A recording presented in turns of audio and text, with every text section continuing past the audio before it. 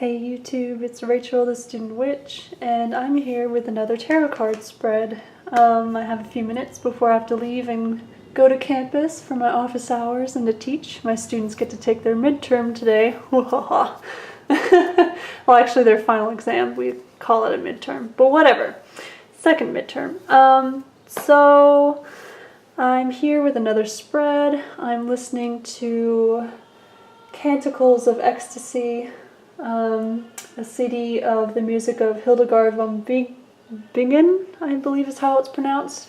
She was a medieval saint and she composed music, and her music is just, it's the definition of mystical, if you ask me. It's great for meditation and study, and yes, so if you hear any music in the background, that's what you're listening to.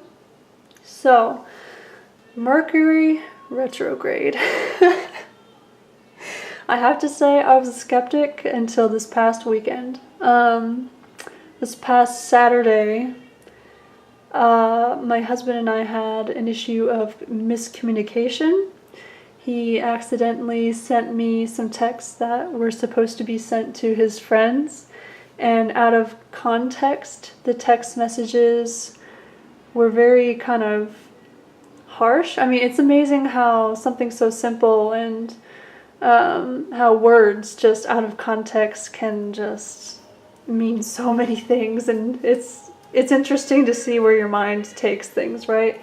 So for me, his text messages, even though I knew that he accidentally sent me those and they weren't meant to be sent for me, they still triggered some trauma.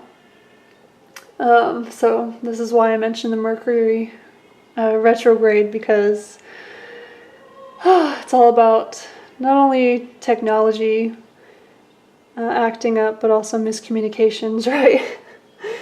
So I've been in an abusive relationship before, and I'm still working through some of that trauma, and unfortunately my husband's mistake triggered some for me.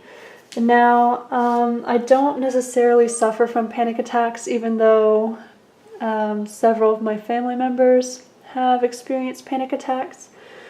But if you've seen any of my most recent videos, you know that I'm kind of like going through a new wave of my journey of working through depression and anxiety, and a lot of that has to do with a lot of ancestral work. I'm going to be working a lot with the ancestors this summer, and ancestral trauma, just generations and generations of trauma that both sides of my family have gone through. So yes, I myself also, I do not have PTSD, but one of my parents does, and that same parent also has bipolar, right? So even though I don't necessarily suffer from PTSD, and I've never had a panic attack, I do have depression and anxiety, and the word trigger is very poignant and useful for me, because sometimes just something someone says or different events might happen throughout the day that automatically, get my heart racing and get me feeling anxious and make me remember unfortunate and traumatic events in my own personal past. So yes, I was triggered. So that being said, that same day, I just knew as soon as I came home and after I talked to my husband and we cleared everything up, I needed to calm myself down. So I created this 3-card trauma spread. Now, working with the tarot, it's an incredible psycho-spiritual tool. It's been revolutionary for me. I feel so much more empowered, and I learn more and more every day about myself, about the cards, and really I cannot emphasize enough how much the tarot has helped me, especially now as I go through this new leg of my journey with depression, anxiety, and whatnot. But that being said, the tarot does not replace professional help if you need professional help. And when I say professional help, I mean medication or talking to a therapist, a psychologist, psychiatrist, things like that. So for me, this quick 3-card spread I used specifically to help calm me down and to help externalize the feelings I was feeling so that I could analyze them from a more rational, calm perspective. So that's how this 3-card spread helped me. That's its intended use. It's just meant to help you calm down, relax, and analyze how you're feeling and why you're feeling those feelings from a more rational, level-headed, calmed perspective. Now, again, this does not replace professional help, and if you feel like you need professional help after that trigger, or you need to continue to work on, whatever, please do so. Okay, so I really can't emphasize that enough. So the first card is the trigger itself, and I'll include my guiding questions in the description box below. What was the trigger? What can the trigger teach me? Why was this a trigger? And how is this trigger related to the initial trauma event? Okay.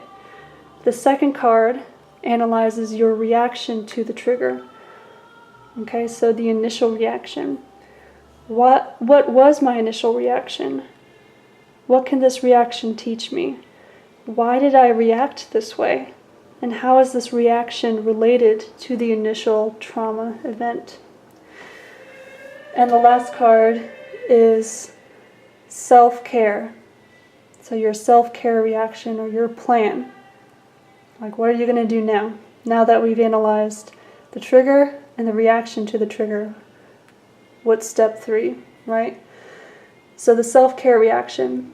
What can I do to calm myself down right here, right now? How can I think more rationally and clearly about this trigger? What do I do? What do I need to do right now to feel better? Okay?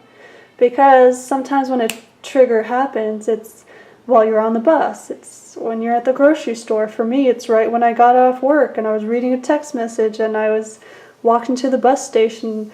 So professional help isn't always accessible in those moments. So sometimes you need to do something right here, right now, so that you can calm down and make it until your next appointment, or until you get home and you're in your sacred space and you can kind of calm down and do the work that you need to do, right? So the trigger, the initial reaction to the trigger, and then self-care reaction.